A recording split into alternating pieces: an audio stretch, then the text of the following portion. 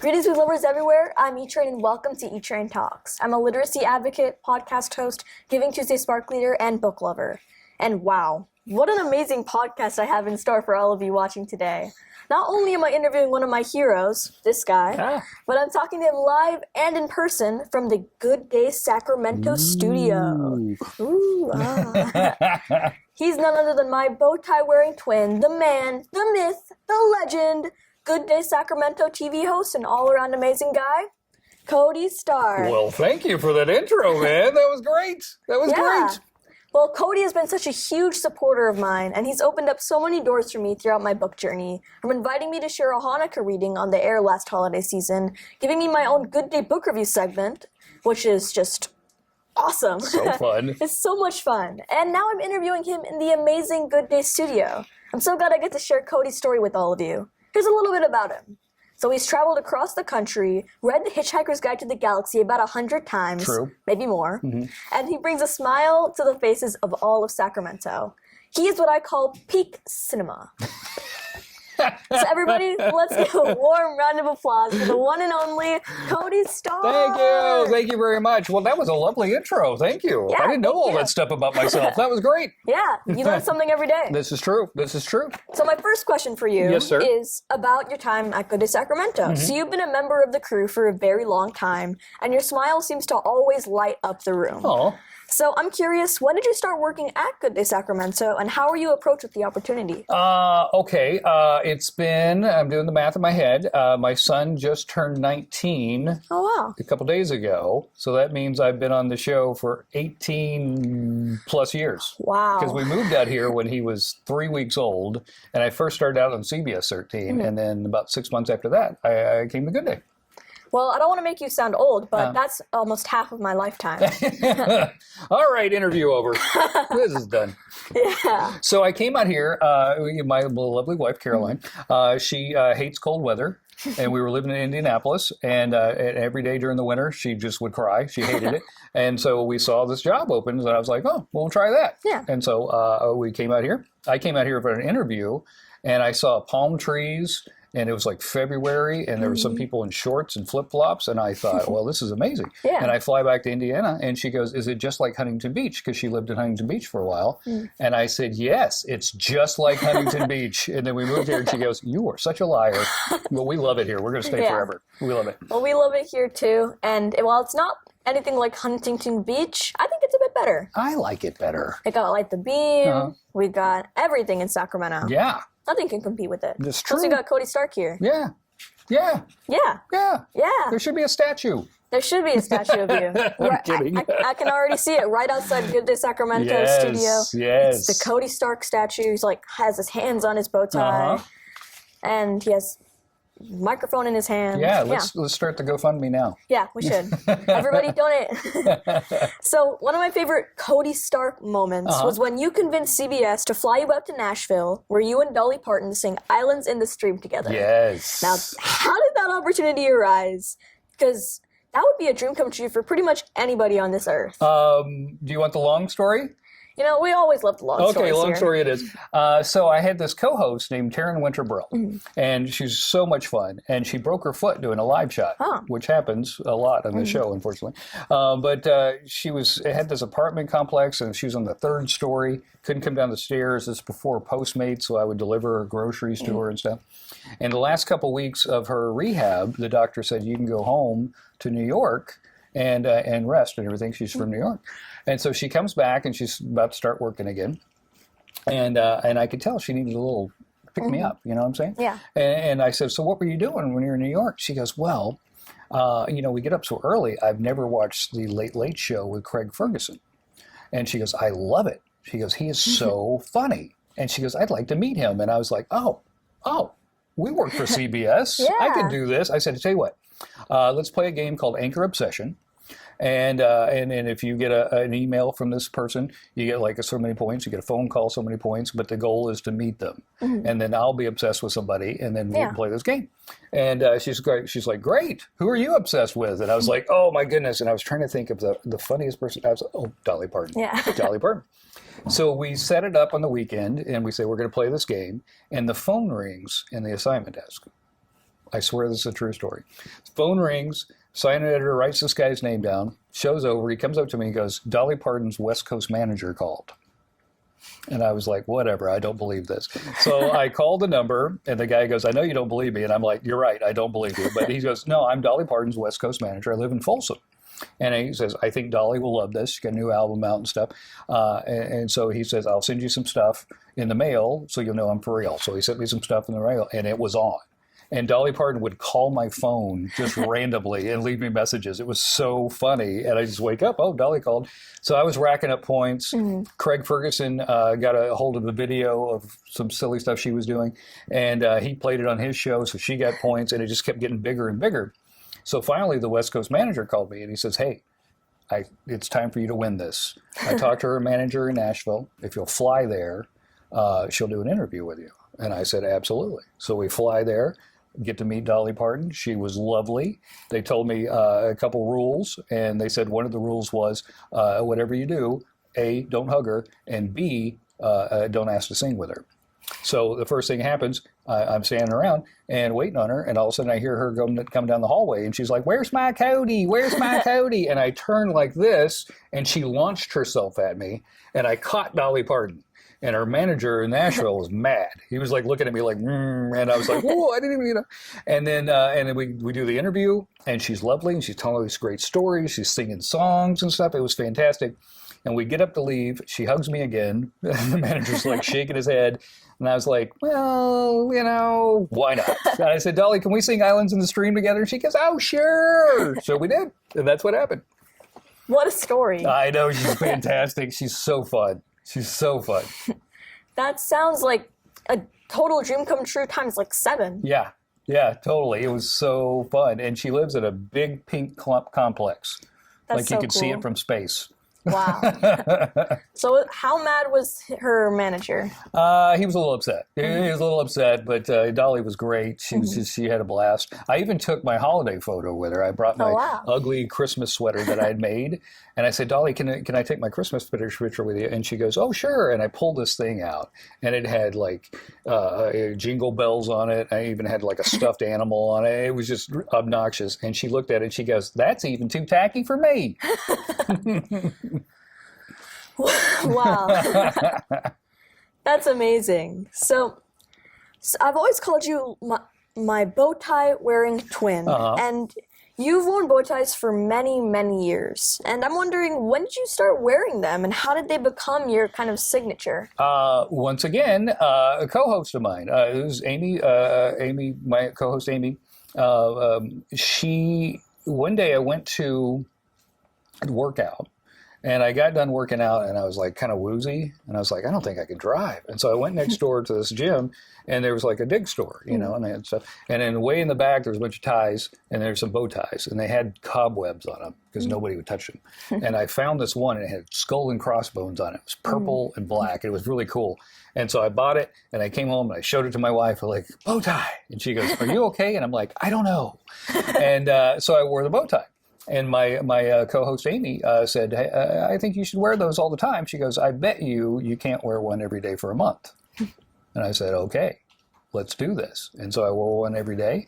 And then it just became a thing. And I started wearing bow ties every day. Well, we all love your bow ties. Well, thank you. I mean, how do you have so many? Do you make them yourself? I do, actually. I mean, really? I buy some, and now a lot of people will send me them in the mail and stuff. It's really sweet. But I will take old men's neckties from like the 70s, and I'll flatten them out, and I'll cut them up and everything, and I'll make them into bow ties. Well, that's super cool. Yeah, it's fun. I'm going to start making my own bow ties. I think you should. Yeah. And I remember you sharing a story about how avid of a reader you were back in grade school. And I mean, you still are a really avid reader. And you won school contest after school contest, and you read just so many stories. So can you tell us a bit about your own reading journey from then to now? Okay. So I was in first grade in Alabama, McCall, Alabama. Had this great teacher, Miss Smith. And she would keep up with how many books she would read. And I got really competitive with this other kid, and we started reading all the books in the library, and we read all the books in the library. And I think the number was 1,115 books by the end of the year. And the only reason I know Wow. that number is my mom sent me a clipping. The Birmingham News came and did a story about the kid that could read, I guess, in Alabama or whatever, but they did the whole story and stuff. So, and that kind of kicked it off. And the weird thing is, I used to have a really strong Southern accent, but because I was reading proper English at that age, I lost my accent. And my friends were like, "You talk funny." And I'm like, "What?" And they're like, "Are you from somewhere else?" And I'm like, "No, I grew up next to you. You know, do you remember?" So that's how I got started. And I love to read. I read all the time, all the time. So, as an avid reader, I like asking this question to authors, readers, all kinds of book lovers. So, do you prefer ebooks or like the actual things? Or I guess they're also actual books, but like the physical copies. I kind of go back and forth. You know, I do love, there's something about holding a Yeah, book and the there smell is. of it and everything. You know, I Yeah. love that. But I do have an e-reader that my wife got me for Christmas a couple years ago. And honestly, it's kind of fantastic. I like it because I can just throw it in my book bag, Yeah. you know. And then the library system has a great system where you can get your library books and wow. they'll e-book them to your Kindle. That's cool. Yeah, I love it. And plus, when you go on vacation, you can store like as many books as you want in the Kindle. Right, exactly. Now, that's- tell me about this going on vacation thing. This sounds great. I'd like to go on vacation. Yeah, maybe one day. Okay. Yeah, when you retire. Yeah. So my next question for you is actually about a story of your own that you're writing. And this guy can do it all, everybody. He's a TV host. He went to see Dolly Parton in Nashville, and now he's writing his own book. I mean, what can this guy not do? Well, finish the book. That's what I can do. Yeah, I can relate. I've been working on like 5 to 10 novels for about 10 years now. And I will start, and I know where they're going, and I know how they're going to end. It's just the sitting down part. I can never find time, you know. Yep. And then the worst part is I'll have an idea, and then I'll just see a bright, shiny object, and I'll start working on that idea, and then that idea, and I just haven't had the chance to finish one yet.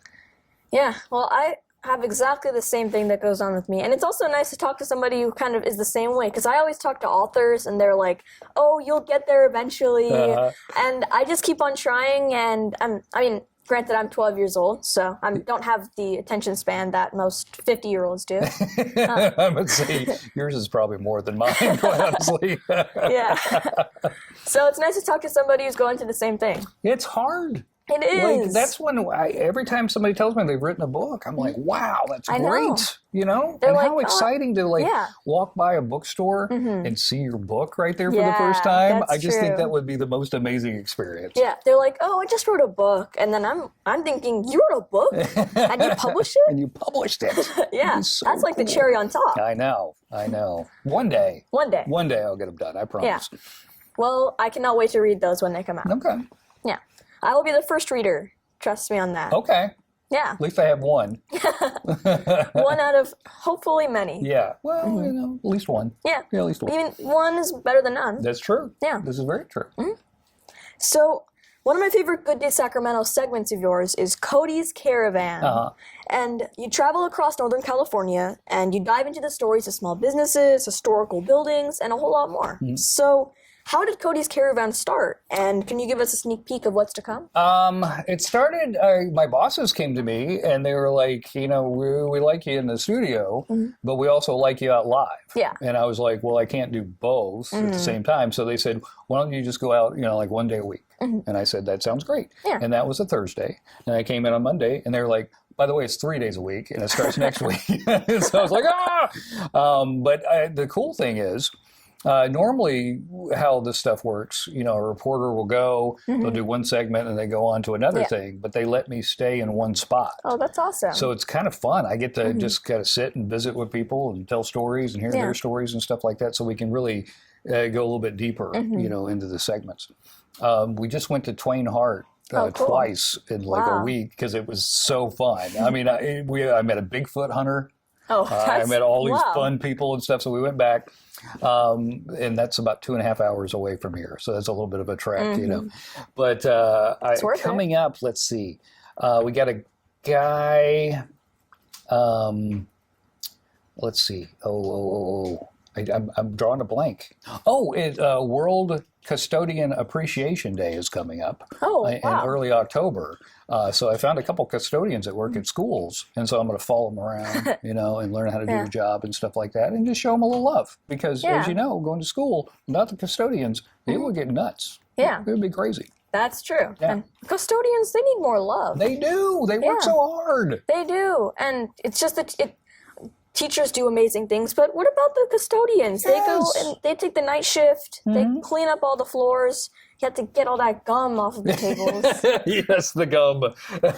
Yes. Maybe that's what my job's going to be. Yeah, maybe. I'll be the gum scraper guy. Yeah. So Cody's Caravan is so much fun, and I cannot wait to see where you go next. Okay. I also I'm doing for Halloween. Oh, this is a good tease. In Sonora, there's a low-powered radio station, community radio station, and it's in this really famous haunted building. So I'm going to do the haunted radio station for Halloween. That should be fun. Now that sounds like a lot of fun. Yeah, I think that's going to be good. That's going to be a great time. Ooh. Spooky. So my next question is kind of a general one, but I'm sure you have a more deep answer than some other people would give. So what do you love most about Northern California and just Sacramento in general?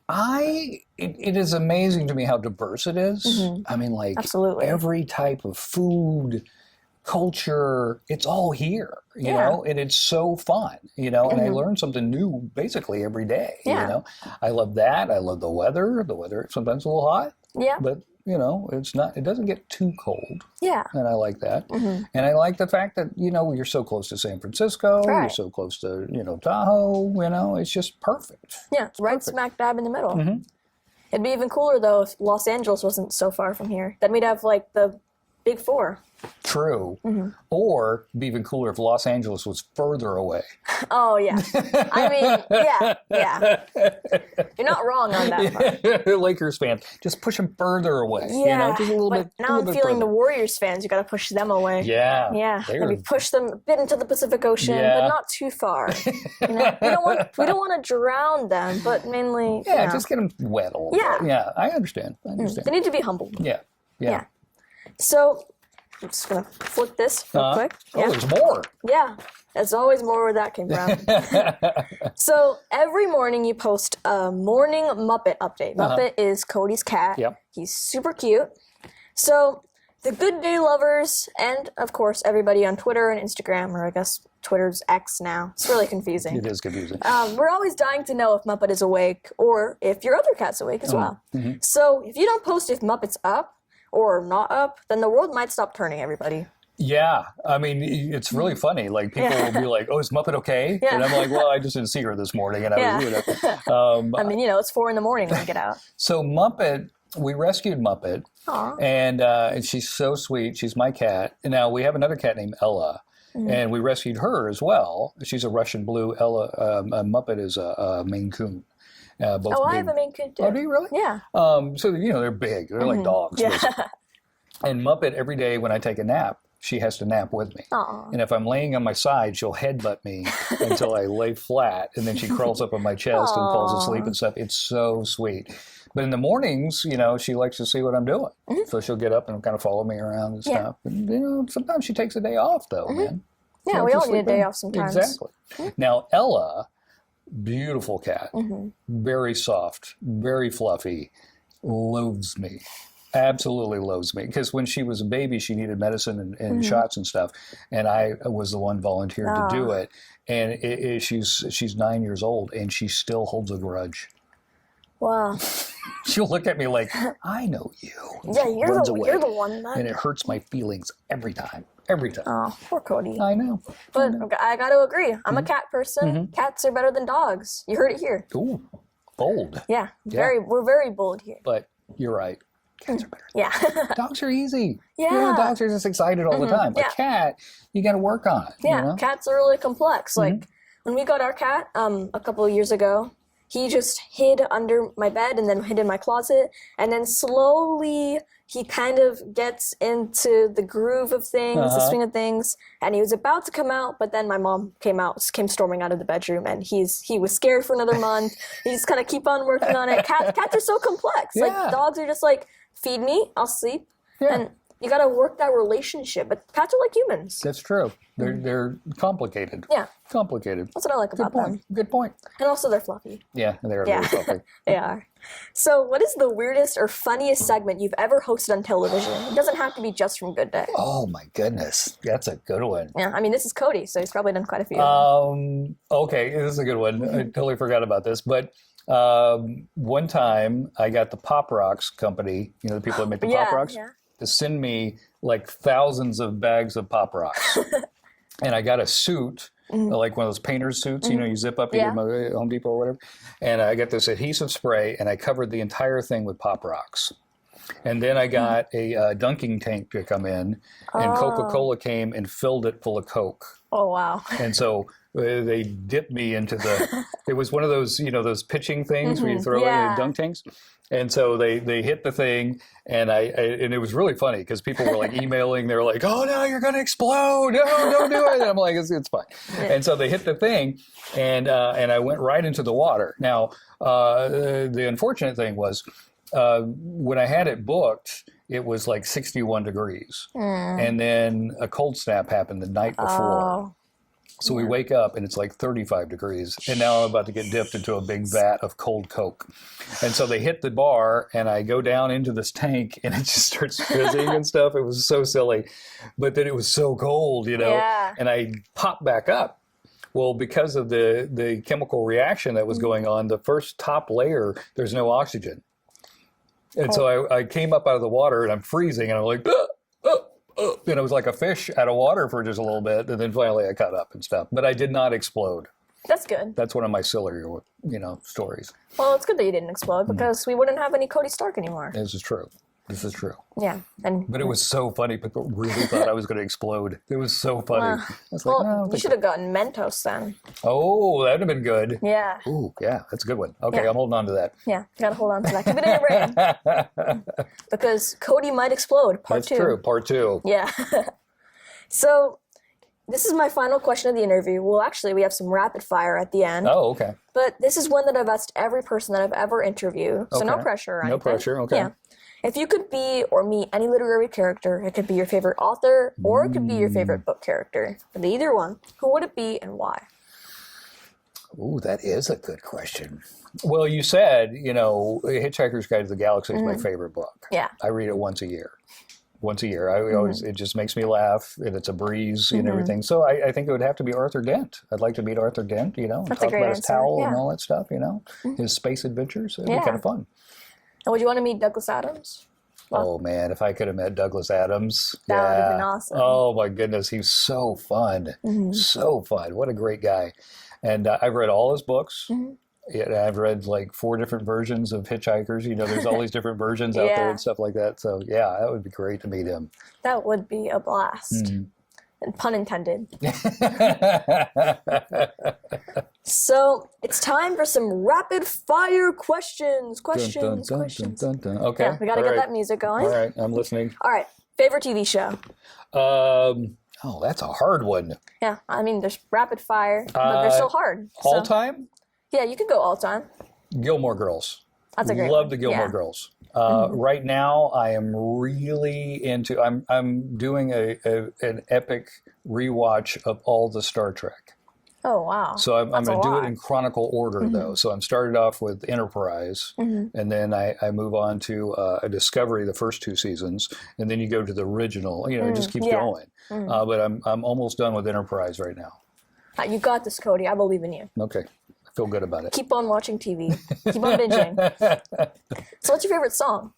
Favorite song right now will probably be When We Were Young by the Revisionists. Revisionists? Yeah, Revisionists. Revisionists. Yeah. I love that band. That's a cool name. Revisionists. I have not heard that one, so I'm going to have to listen to it on... Look it up. Yeah. Yeah, it's good stuff. Have you heard it, Dad? Yeah, you can talk. Don't worry. You don't need to be, you don't need to be scared. All right. Favorite sports team? Auburn football, baby. War Eagle. Yeah. Big Auburn fan, and I love the 49ers as well. I know. I'm sorry. Are you okay? Is it okay? Are we still friends? Yeah, we're still friends. Yeah. College football's starting back up. You excited about that? Yes, very excited. Matter of fact, me and some buddies are going to go see Auburn play Cal. Oh, wow. On September 9th in Cal. It's exciting. Yeah, it's very exciting because I've forced a lot of people out here to watch Auburn football. So that's going to be good. Also a big Kings fan like you. Oh, yeah. Love the Kings. Yeah. How fun was that last year? That was a ton of fun. Wasn't that amazing? The whole environment, the scene, everything was just, well, beaming. Yeah. Every person in there was beaming. It was just so fun. I can't wait for this season. Like Sasha? Oh, I'm sorry. I'm derailing everything. No. You're not. We do not say no to Kings talk. Oh, okay. Yeah, Sasha and that offense. Yeah, that's going to be really cool. I hear they might sign JaVale McGee. I heard they were talking about that. So we'll have like 10 centers right now. Yeah. Well, I mean, last year we only had like 2. That's true. The more the merrier. Yeah, I guess so. We have open roster spots. Yeah, why not? I mean, we could have gone like Kelly Oubre or something, but JaVale McGee's good too. Yeah, that'd be fun. He's kind of goofy. I like it. He is. Yeah, he's kind of fun. Shaq's been a full winner like 3 times. Yeah. That's so true. Yeah. Yes. So, what is your most embarrassing moment on TV? Well, I have a condition where it's impossible to embarrass me, quite honestly. That's a good condition to have. But one time, I know this guy that he gets those giant balloons. Mm-hmm. And he will inflate the balloon, and your head will just be out of it, and it's like a big giant balloon, and you're inside the balloon, we're messing around and stuff. Mm-hmm. And he says, okay, to get out of the balloon, I have to pop it. Oh. And so he started chasing me around on live television with this thing to pop it. And I had this gear on. I was wearing like, your workout shorts and stuff like that. And when he popped it, the gear all fell. Oh. And so I'm in my underwear on live TV, and I'm like, oh, no! That was kind of embarrassing. That definitely sounds embarrassing. But, as I always say, the best in the business, they have a short-term memory. True. Like cornerbacks. Yeah.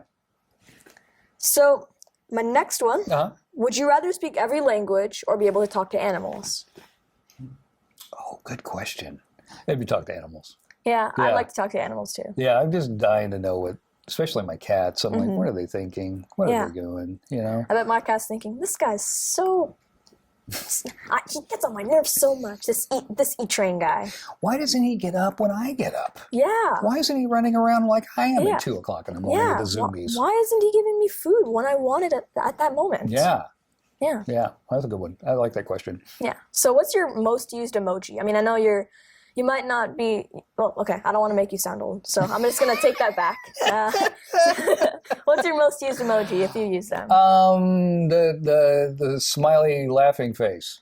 I use that one a lot. Yeah, like the ones with like the things coming out of their eyes? Yeah, I think that's it. Yeah, that's a good one. So, what's your favorite childhood book? The first book that I really got into, and I wish I remember the author's name. My sisters are twins, and they're a little older than I am. And one of them got this book called "In Summertime It's Tuffy."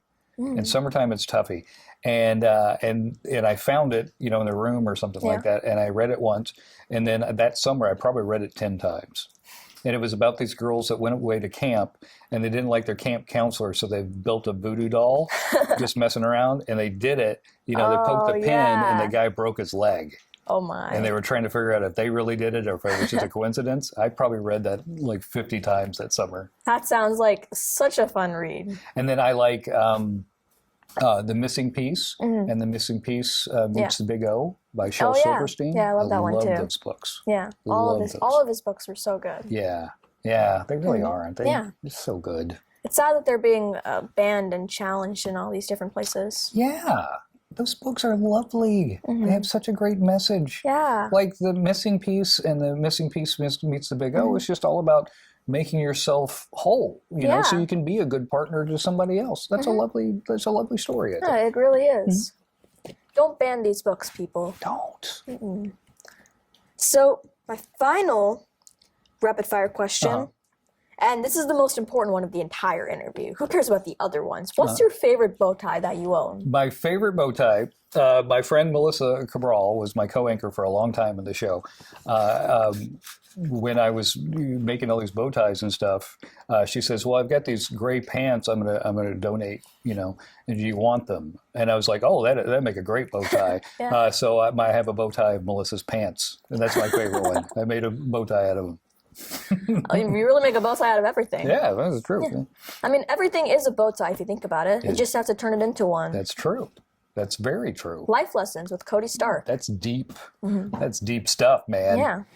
Those answers were so good. You are the best, Cody. Oh, thanks, bud. And this has been so much fun, and I know that everyone watching has enjoyed hearing your story. They probably laughed out loud 100 times, and probably the amount of times as you read The Hitchhiker's Guide to the Galaxy. Well, I hope so. Yeah. But I think it's probably more than 5. So, once again, thank you so much for everything you do, not just for Good Day Sacramento, but in supporting my journey and spreading smiles everywhere you go. Well, thanks, bud. Seriously, I'm so proud of you. It has been so much fun watching you do these things and grow. And now that you become a nonprofit, and you're just going to keep growing and growing, keep doing it, man. Thank you. You're doing a great job. And everybody, I hope that you take away some new facts and figures from this interview about bow ties. First of all, you can make a bow tie out of pants. You can make a bow tie out of a shirt, out of a hat, out of anything. Maybe even your underwear, but I don't. And maybe you could be in your underwear on live TV, like Cody Stark. You could. Yeah. I don't recommend it. Yeah, we don't recommend it. Yeah, we don't recommend that. And thanks for watching, everyone. Until next time, stay safe, keep reading, check out Good Day Sacramento. It is, as the kids say, the bomb. And I'll see you all in the next one. Bye. Thanks for having me on. Bye.